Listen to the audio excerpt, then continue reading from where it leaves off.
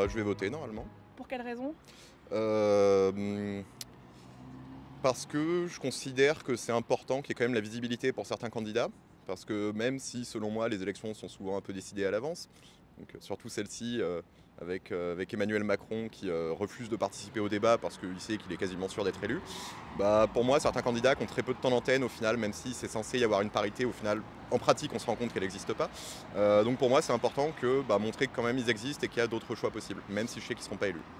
On dit beaucoup que les jeunes ne seront pas présents dans les bureaux de vote dimanche. Qu'est-ce que vous en pensez?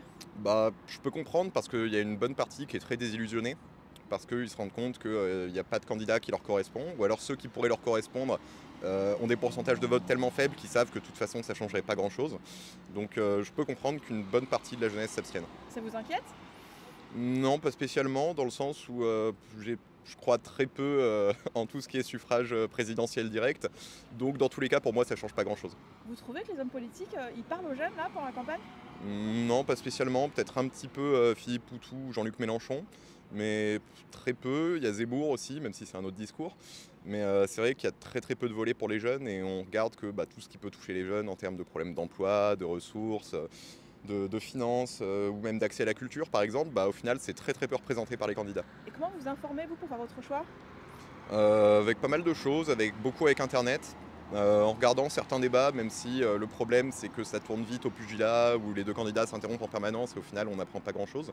Et là en plus, comme je disais, avec Emmanuel Macron qui refuse de débattre, c'est encore pire.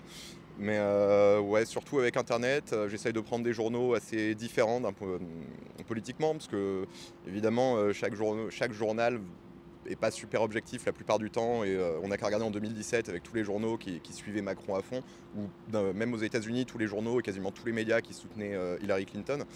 Donc du coup pour moi il faut essayer d'avoir plein de sources différentes pour pouvoir confronter un petit peu les points de vue.